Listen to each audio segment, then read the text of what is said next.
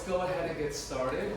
Good morning, everyone, to Xintong Yuan's PhD defense. This defense is particularly special for me because Xintong is my first PhD student here at UCLA. So she was here when there was no glove boxes in the lab. She was part of the founding group to set up everything in the lab. And I want to just share some of my personal memories of Xintong as a grad student. First of all, interviewing and recruiting students in the first year as a unknown advisor is quite challenging. So I feel very fortunate to have been able to recruit two fantastic students who will both be graduating this year. Xintong in particular stood out to me because in her email, it said, I have a JAX paper, first author paper, with a cover. And I think Xintong likes to publish papers that get onto the cover of journals. So immediately I was thinking, I need to recruit this student. And I was thrilled when she responded over email and committed to our group.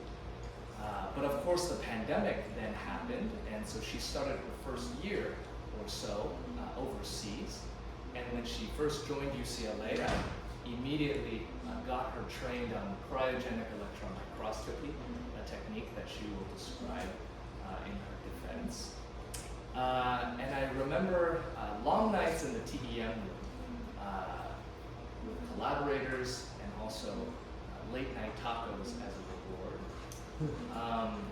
And Xintong will talk to you about a number of projects that she pioneered in our group within cryogenic electron microscopy, and also a new area of ultra-fast electrochemistry. And so these projects, early preliminary data, really formed the basis for our group's funding. And so starting from a group of 2 or so graduate students now evolving to 14 or 15, I can just see the impact that she has had on the group and the department as a whole. I think the number of group members showing up to witness her defense is really a testament to the kind of lab culture that she is establishing. And so, Xintong, I really want to thank you for doing a lot of the heavy lifting, training the next generation of scientists. And we're really excited to hear what you have to teach for us, and excited to see your career and follow it moving on beyond UCLA. So with that, let's give Xintong a round of applause.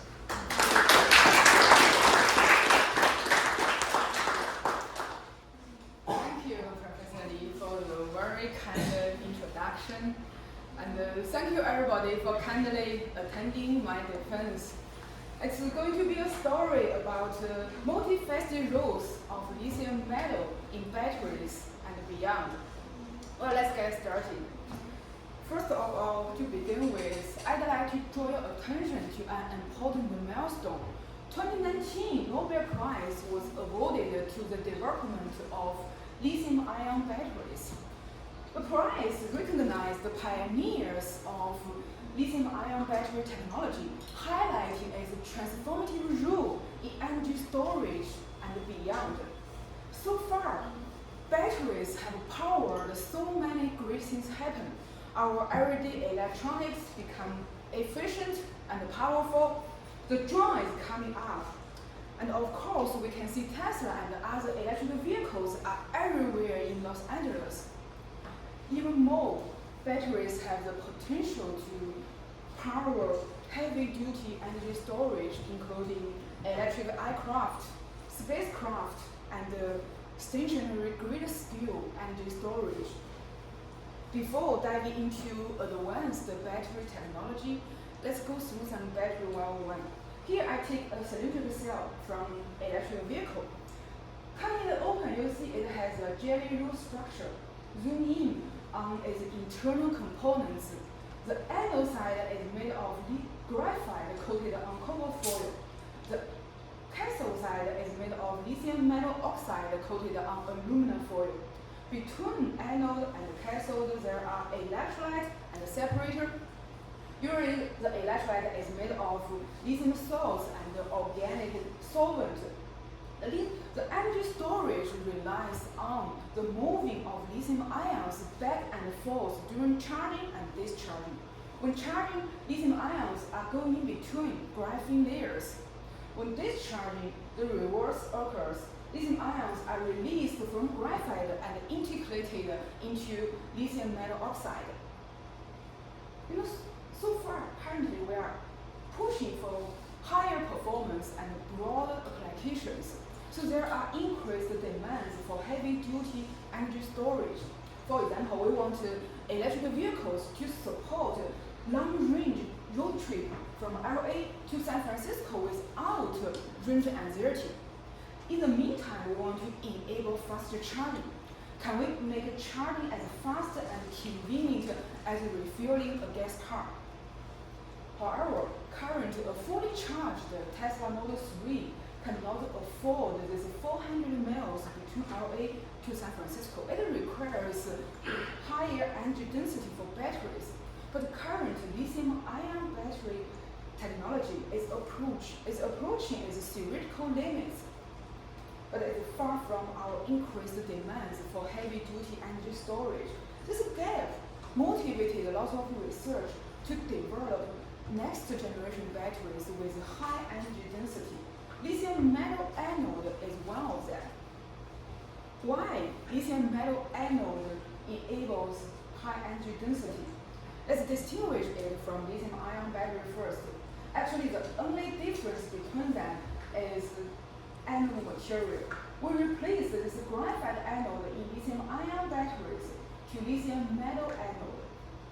In graphite anode, lithium ions are going between graphene layers. So 6 carbon atoms are required to host one lithium ion and convert one electron into electricity. But this carbon host takes a lot of volume and mass. If we can just remove it, we can save this mass and volume, of course. So if we remove this carbon host, then the storage of lithium ions is changed. Then we will store lithium ions through electric deposition as lithium metal. So just one lithium ion can convert one electron into electricity. Then the theoretical capacity of lithium metal anode is 10 times of graphite anode in lithium-ion batteries. But on the hostless substrate, lithium ions tend to deposit randomly in dendritic form, and this uncontrolled morphology can easily penetrate through the separator, causing battery shorting internally, and it can further cause thermal runaway and explosion hazards. Additionally, this dendritic morphology is not a reversible shape. If we do discharging, we cannot fully retract this deposited lithium metal, especially for the lithium metal gluon on the tip of dendrite. We cannot fully retract them, leaving inactive lithium metal as a capacity loss. Here I pick one of the best performing fuel cell electrolyte. It's among the best in the world, but you can see it can only run for 100 cycles. It's far from thousands of cycles that the lithium-ion batteries can achieve, and this 100 cycles cannot work in real battery, of course. So to improve the deposition morphology and the performance, one of the design principles is electrolyte engineering. Here I picked these 4 different electrolytes. You see, from left to right, the morphology became more compact and uniform. Therefore, the coulombic efficiency increased from 90% to 99%. So from this result, we have 2 information here. Firstly, the deposition morphology highly depends on electrolyte chemistry. So we can control the electrolyte formula and the chemistry to regulate the deposition morphology. Secondly, the design principle here is to enable compact and thick lithium metal deposition. Therefore, we can promote a more reversible stripping, therefore increase cycling performance.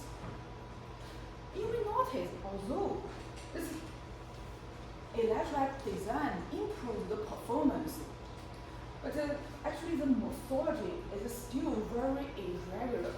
People all describe them qualitatively as filaments, nanorods, chunks, or pancakes. All of this highlight our understanding for lithium metal deposition is limited.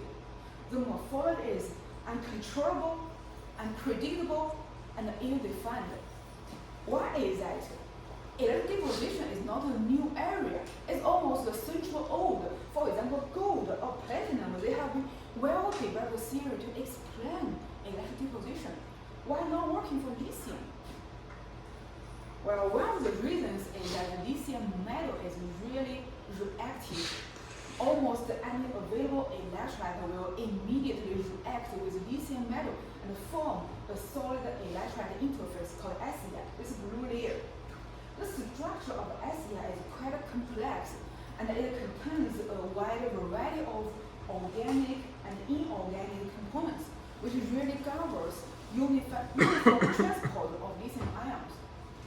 Because this SEI layer governs lithium ion transport from bulk liquid electrolyte to the lithium metal surface, those early developed models for electric deposition of inert metals cannot fully apply for lithium metal.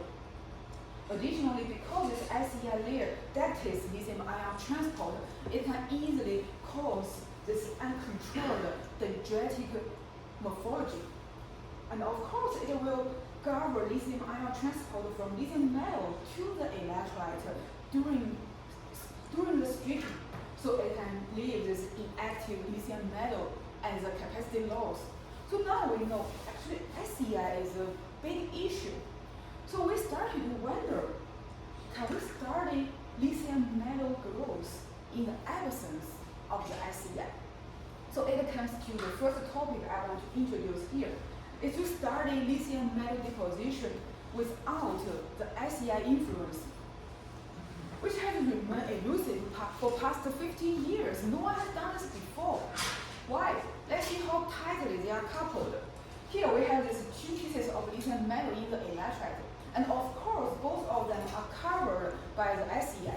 But we can cut a piece of lithium metal to expose this fresh surface in the electrolyte. Then let's record the potential between these two pieces of lithium metal. You will notice the potential dropped quickly within 1 second due to the SEI formation. So SEI is so tightly coupled with the lithium metal deposition. Just 1 second it's going to form. Now if we want to outpace the SEI, lithium metal deposition has to be very fast, ultra fast. But we know ultra fast deposition also means rapid consumption of lithium ions. How can we overcome mass transport limitations at ultra fast current density? We introduced an ultra macro electrode called UME with a 25 micrometer diameter as a depositing substrate. With a limited current density that reversibly scales with radius, UME allows three-dimensional diffusion pathways of lithium ions toward this working electrode surface without sudden lithium ion depletion. So UME with this very tiny surface area can support fast aerial current densities to deposit the lithium metal outpacing the SEI. So let's do it at different rates. So we tried firstly at a normal current density of 10 milliampere per square centimeter. We got this very common lithium filaments or lithium dendrites. Different people have different descriptions. But if we increase current density to 100 milliampere per square centimeter, you see there are some small faceted particles. If we further increase current density to 1000 milliampere per square centimeter, these lithium filaments disappear. All we got are faceted lithium particles. This is very interesting because the only thing I changed here is the current density. Electrolyte chemistry and capacity remain the same, but we got an obvious transition from lithium filaments to faceted particles as the current density increases. Well, then is it an accident caused by this specific electrolyte? I also tried 3 different electrolytes with very high diversity. You see here, for example, this electrolyte B contains 2 additives, and electrolyte C is using double lithium salt, while electrolyte D is using ether-based solvent, which is different from carbonate-based solvent in first 3 electrolytes. And of course, you see they have different morphology and different Coulombic efficiency in these normal conditions. Well, at ultra-fast current density, where we believe we are outpacing the SEM, they all converge to sharply fast particles. This is very surprising because it challenged the long-standing wisdom in the field. We mentioned earlier, the deposition morphology highly depends on electrolyte chemistry. But this is the first time we show, well, this fast morphology is indeed independent of electrolyte chemistry. Then the question is why, how to explain it? Here we came in with the hypothesis that they are Rhombach dodecahedron that only expose 110 surface. Based on theoretical Wolf construction for a BCC crystal, 110 is most energetically fuelable structure for lithium metal. So we hypothesize that at ultra-fast current density, lithium metal deposition is much faster than electrolyte decomposition. So incoming lithium ions will have a more homogeneous SEF-free surface to do the fast surface diffusion and form the most energetically fuelable structure, the Rhombach dodecahedron structure. It makes sense because it happens in all electrolytes I tested. But SEM alone is a weak argument. What we really want to prove here is each lithium particle is exposing 110 facet. Well, how to do that? One of the most straightforward ways to image it, to see it directly. So here are typical imaging tools for batteries and lithium metal deposition. For example, using this optical microscopy, we can see a random lithium metal deposition. You see this uncontrolled dendritic growth of lithium metal. But for the crystal structures, we need a more powerful tool such as TEM to achieve nanoscale, even atomic resolution for lithium metal. But again, this lithium metal is very unique. Here we have this a piece of lithium metal in the conventional TEM. When we try to zoom in on the structure, you see it was damaged quickly under electron beam. So high energy from the electron dose can burn lithium metal easily. The second issue with lithium metal is that lithium metal is really reactive in air and moisture. So during the sample preparation for conventional TEM, this lithium metal has to expose in air and moisture, forming lithium hydroxide on the surface. And it's going to damage the surface structure of lithium metal, of course. So it becomes extremely challenging to get atomic scale information for lithium metal. Well, then let's step back and learn some interdisciplinary methods from macroscopy and biology. 2017 Nobel Prize was awarded for the development of cryo-EM to achieve high-resolution structure of biomoleculars in solution. So with cryo-EM, researchers can achieve sub-nanometer resolution for biological proteins that is far more fragile than lithium metal. So if cryo-EM can image biological proteins, can we leverage cryo-EM to image lithium metal as well? Well, in the same year that the cryo-EM was awarded by Nobel Prize, there was another great breakthrough made by cryo-EM in the battery field. Plum freezing this TM grid in liquid nitrogen and do all the cryo transfer in liquid nitrogen can preserve lithium metal from exposure in air and moisture, so that we can preserve native state of lithium metal. Additionally, imaging at the cryogenic temperature can decrease the damage from electron beam on the lithium metal. So this was first established by my advisor in graduate school. He was able to successfully achieve atomic resolution for lithium metal. Then cryo-EM is such a powerful tool. Let's leverage it to image our particles. Here we got a hexagon shape, which is a 2D projection of round magnet dodecahedron. These 6 arrows in electron diffraction allows us to assign all the 6 planes are growing along 110 direction. Zoom in to the atomic structure. We can calculate the lattice spacing, which matches well with lithium 110 as well. You may notice there's still a layer of the SEI. Well, but we are claiming we are outpacing the SEI. I can explain it later about how it formed. Well, let's continue here. This is the top row showing round magnet dodecahedron aligned along 111 direction. Similarly, if we image it from a different direction, such as 001 axis, we got a square-like 2D projection. Similarly, we can assign all these 4 planes are growing along 110 direction and exposing 110 surface. So, with the cryo-EM, we can demonstrate that the small fast particles we observed in the SEM are indeed round magnet dodecahedron structure that only expose 110 surface and grow along 110 direction. This is such a beautiful and uniform morphology. Can we leverage it to make an impact in batteries?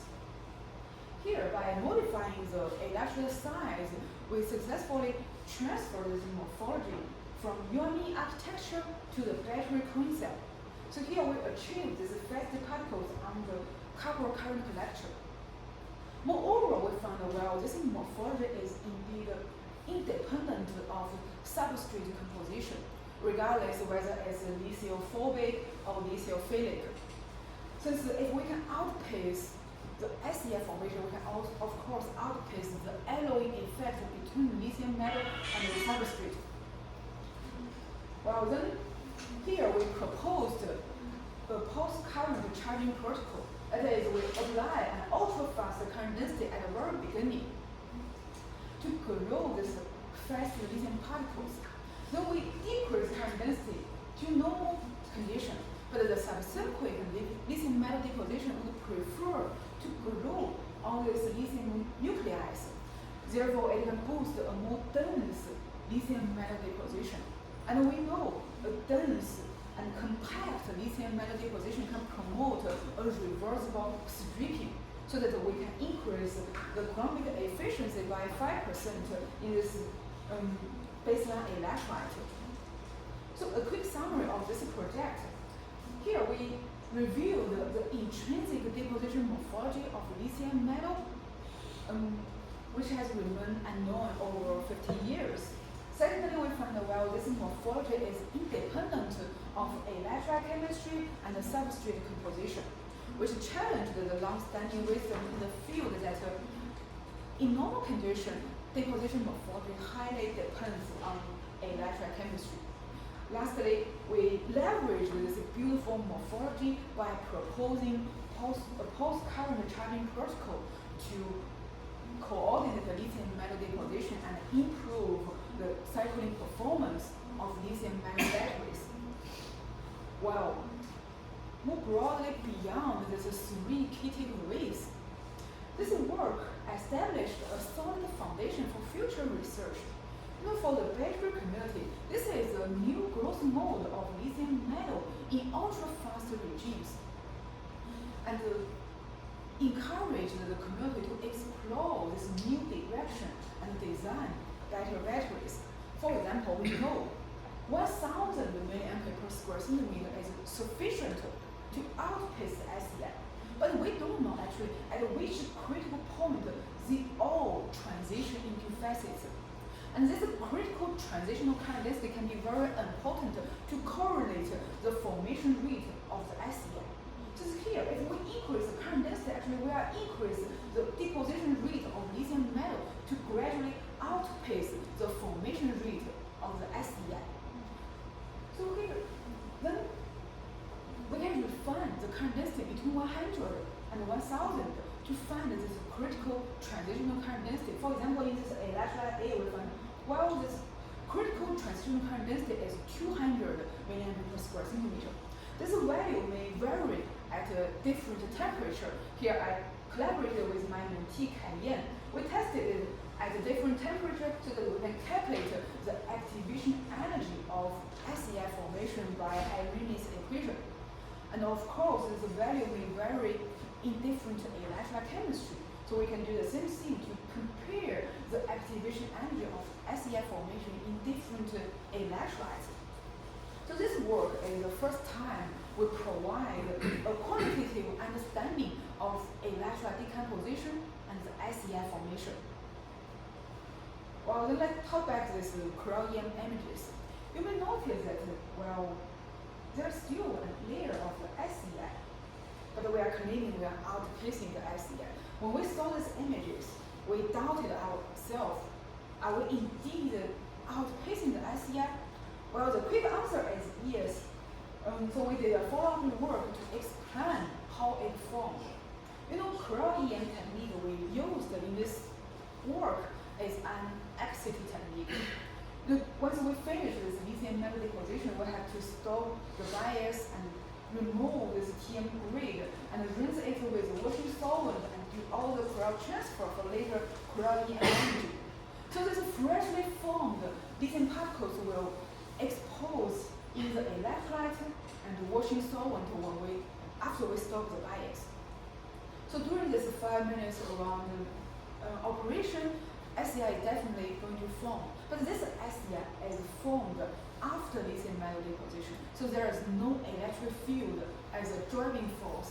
So we define it as a chemical SEI.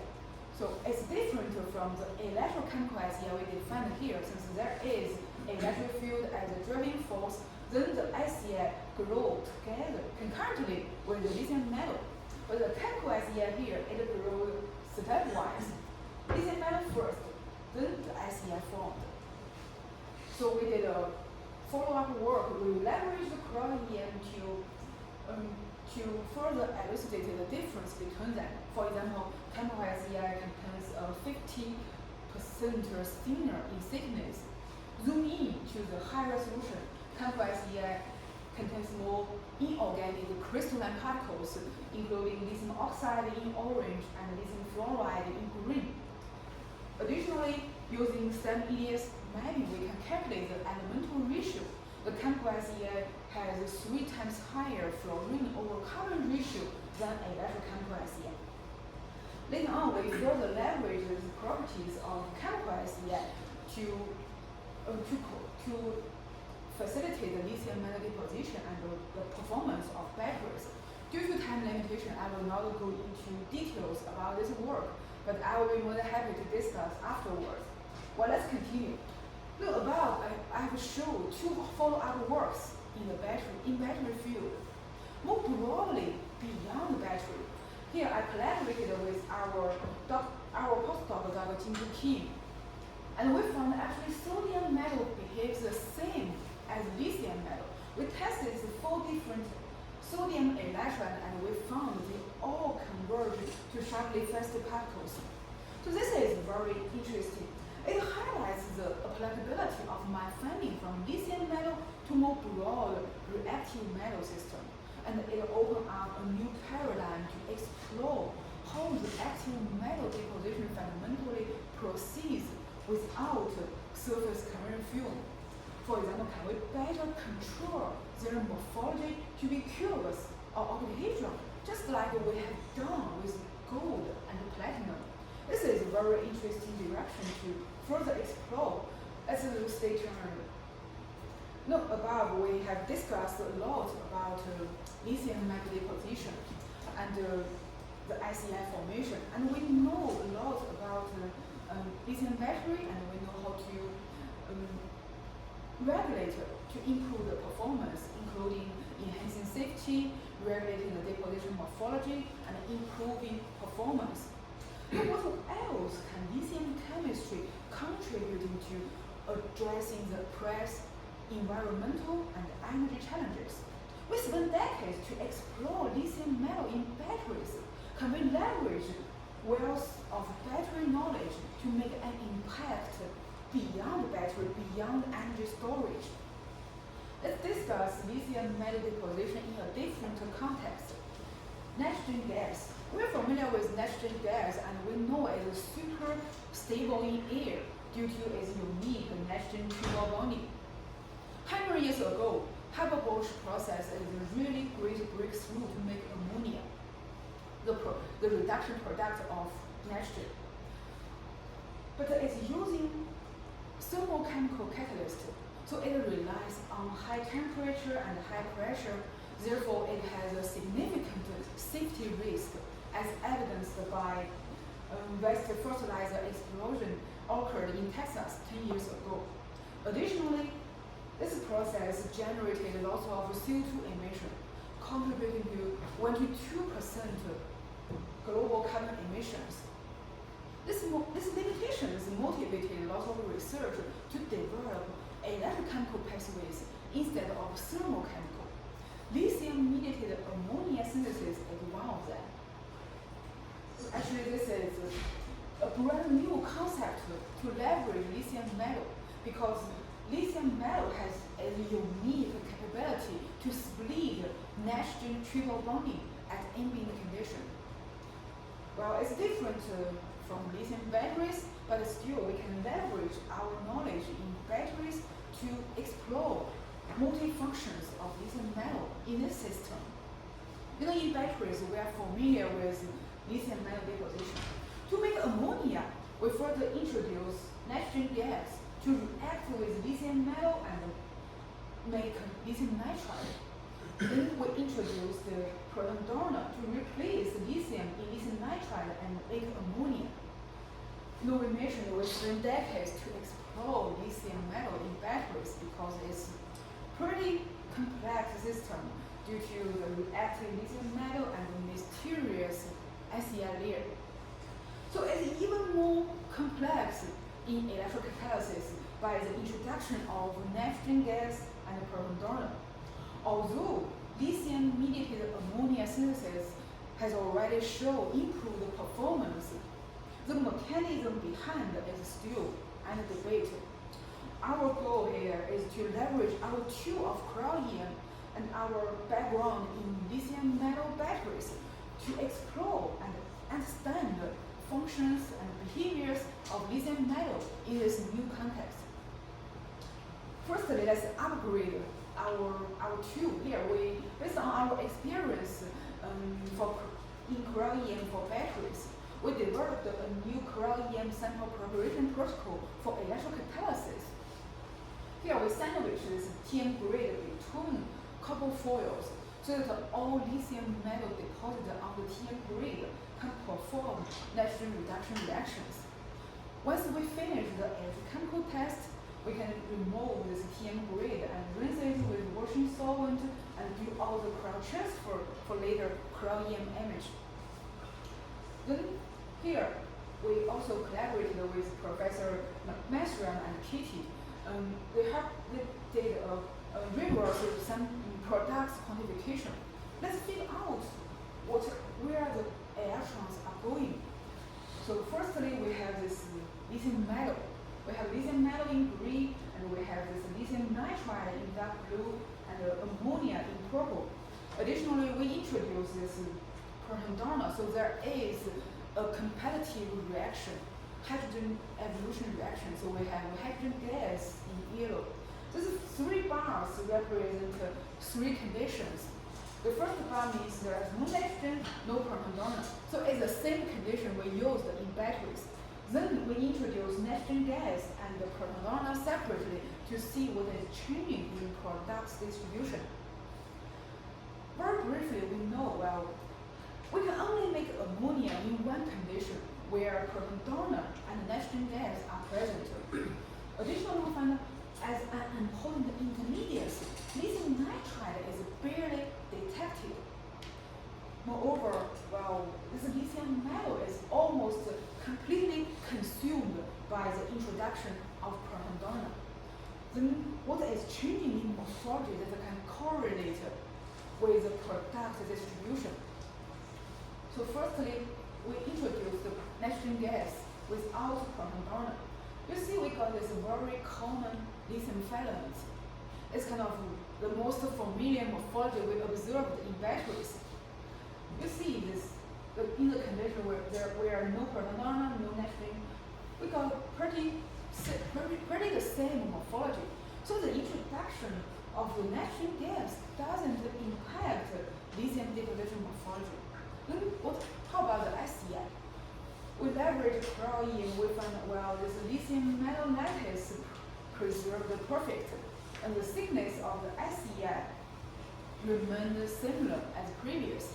More importantly, we found well there is no nitrogen signal in the SEI. So without proton donor, this SEI layer is impermeable for nitrogen gas. So this lithium metal surface is inaccessible for nitrogen to form lithium nitride without the proton donor. Now how about we add in proton donor? Here you see the morphology changed dramatically. There is no more dendrite. The only thing we got is SEI residues, which is also confirmed by the cryo-EM.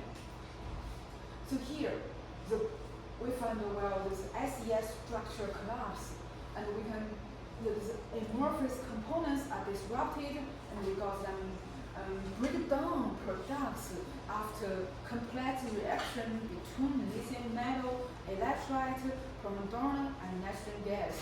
So definitely the introduction of proton donor changed the permeability of original SEI layer, enabling access of clean lithium metal surface for nitrogen reduction reactions. In addition, we found well this nitrogen signal is still barely detected. So we assume that well, as an important intermediate, lithium nitride is immediately consumed after formation, which matched well with our quantification experiments as well. So now with the cryo-EM, we demonstrated the structural changes of the SEI and lithium metal after the introduction of proton donor. How about the SEI chemistry? Here from the EDS mapping, we know well we can see the elemental changes. For example, we got a significantly increased fluorine ratio and decreased oxygen and carbon. But EDS can only tell us about the elements. How about the components? We leverage the EOS to elucidate the different components inside. Well, it's a little bit boring to see several lines here. Let's only focus on the dark blue and the green line here. The dark blue means we introduced the nitrogen gas, but there is no proton donor. And for the green line, we introduced both ethanol and the proton donor.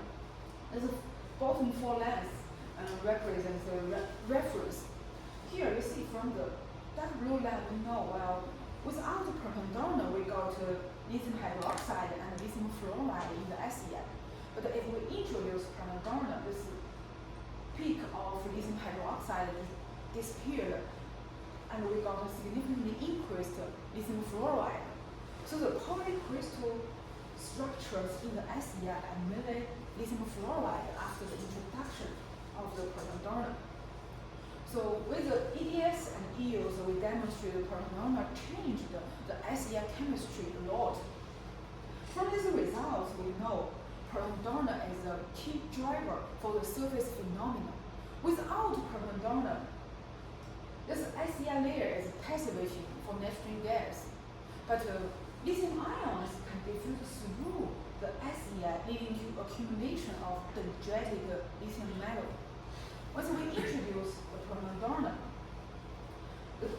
disrupts the SEI structure, enabling the reactivity between lithium metal and nitrogen gas.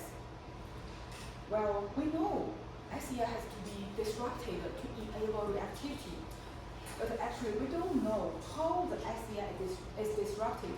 So we have three hypotheses here. Firstly, this SEI is physically disrupted by the hydrogen gas evolution. Or the proton donor can swell into the SEI to react with lithium metal.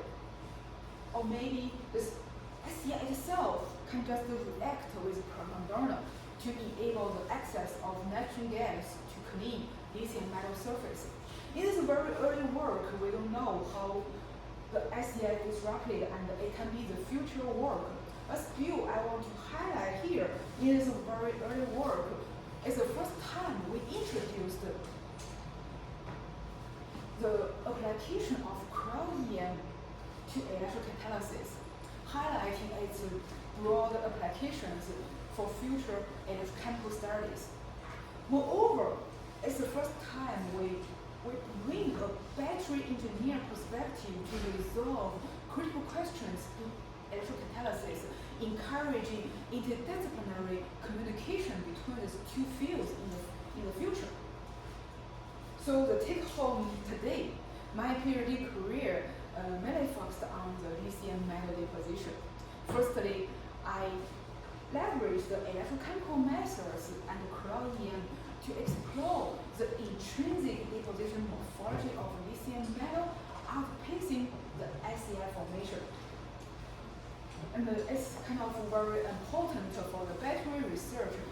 Based on this study, we further proposed the pulse current charging protocols to improve the cycling performance of lithium metal batteries.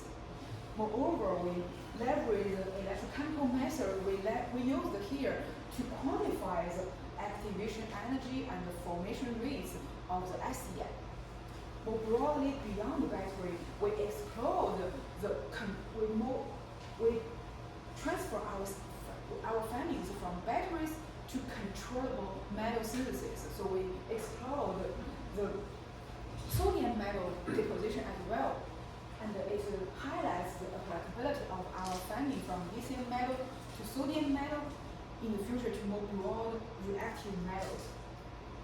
Well, beyond that, I further leveraged my experience in lithium metal deposition and my expertise in cryo-EM to explore more functions of lithium metal in electrocatalysis, lithium-mediated electrochemical ammonia synthesis.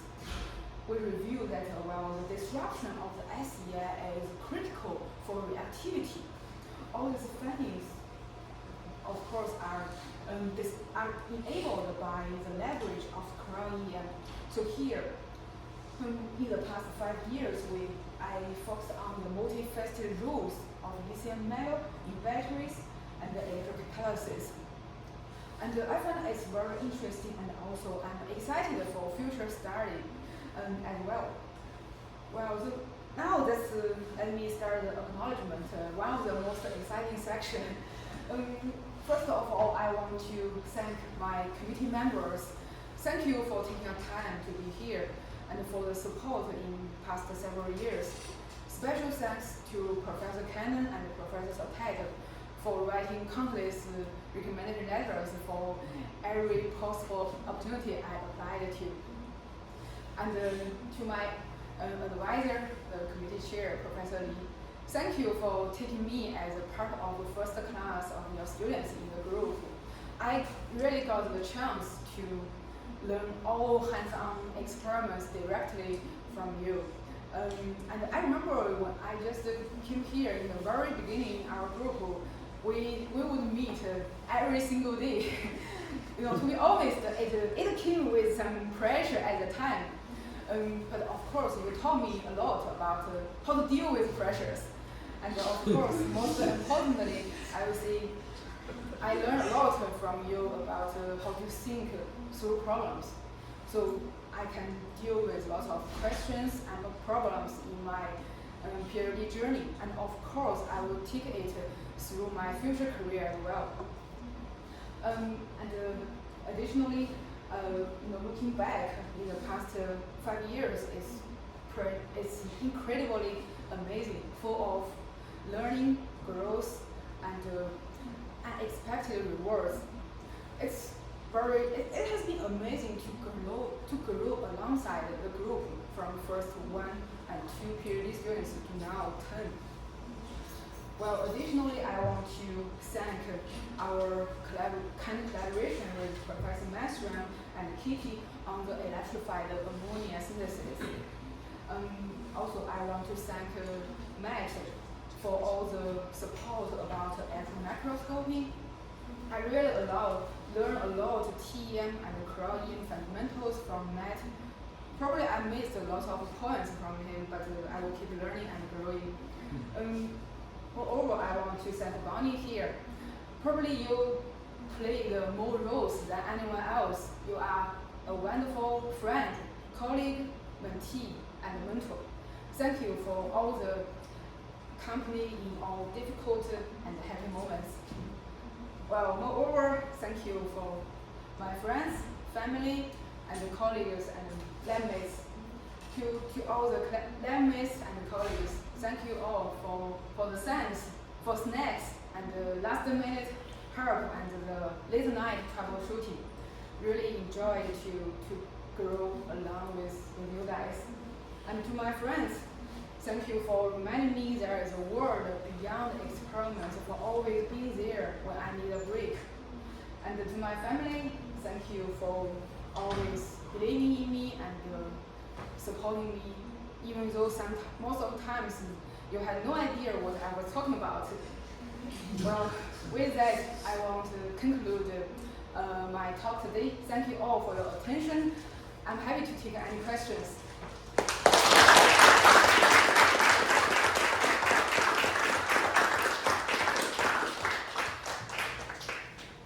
Well, thank you, Xintong, for that wonderful talk. Maybe we can get some questions from public audience first, if there are any.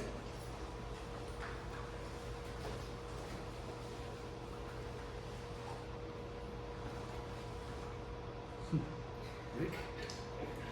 So your Nature paper was a huge breakthrough, and I'm curious if you've gotten feedback from other people, you know, good, bad, indifferent, other people reproduced it, anything you can tell us? Well, actually, we went through a very stressful review process. Actually, of course, there are lots of critical comments, but indeed, actually, we learn a lot from our reviewers. For example, the post-current charging protocol is something we learn from our reviewers. During that process, we further refine our work. It's kind of the critical process I really learned. And of course, we were very lucky to get this work published in Nature, and I know lots of work are very struggling. It's kind of the nature of science. But I would encourage, for us, we can do everything. We can do everything possible. We can do to further, refine our work for the publication and where.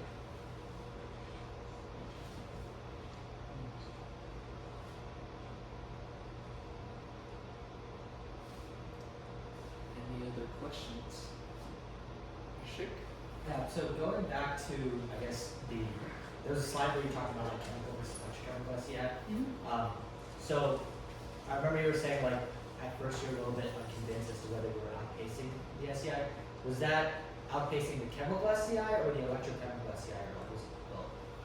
We are outpacing the both, but after we finish after we stop the electric field, then there is electrolytic chemical decomposition of electrolyte, so that we got chemical SEI. But during the lithium metal deposition, we outpace both of them.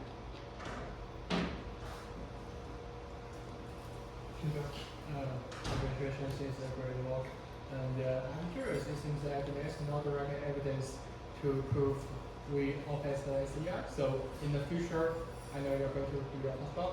So maybe could you comment more about along this direction?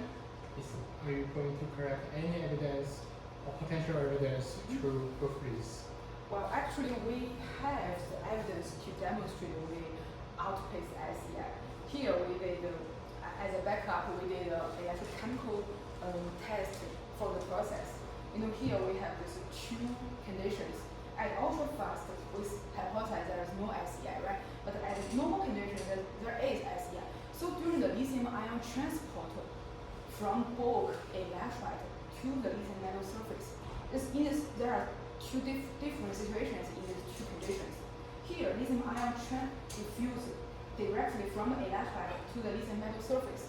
But here, lithium ions have to diffuse through the SEI layer, right? But this SEI layer is kind of something between solid and liquid. So the lithium ion diffusion coefficient can be much slower than in the SEI. So we do a chemical test to calculate the diffusion coefficient of lithium ions at ultra-fast current density and of course at normal condition. And finally we found at ultra-fast current density, lithium ion diffusion coefficient is 3 orders of magnitude higher than the lithium ion diffused through the SEI. So that's it's kind of the evidence we demonstrate at ultra-fast current density, lithium ion diffusion coefficient remain the same from lithium metal from electrolyte to the lithium metal, but in low current density, lithium ion has to diffuse through the SEI, so the diffusion coefficient is much slower by 3 orders of magnitude. Yeah, so here, it's kind of a way, since the excitation technique we leverage in Crowley and we cannot demonstrate there is no SEI there is no SEI layer on this metal, but from this in situ and chemical test we demonstrate there is no SEI impedance at ultra fast current densities.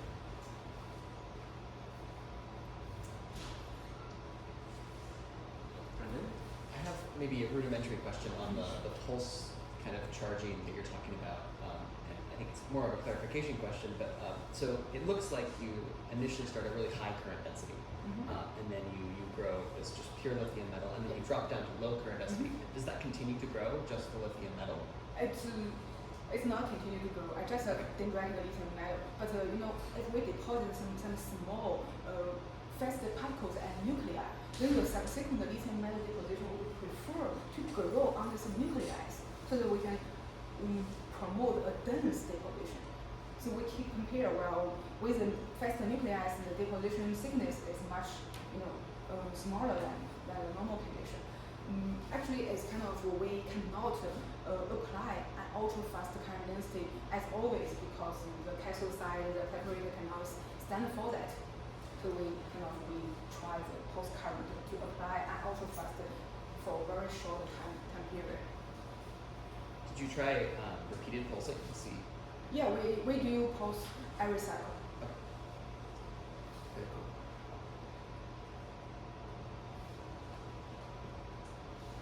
Great. Well, if there are no more further questions, I would like to close the public portion of this talk. Thanks so much.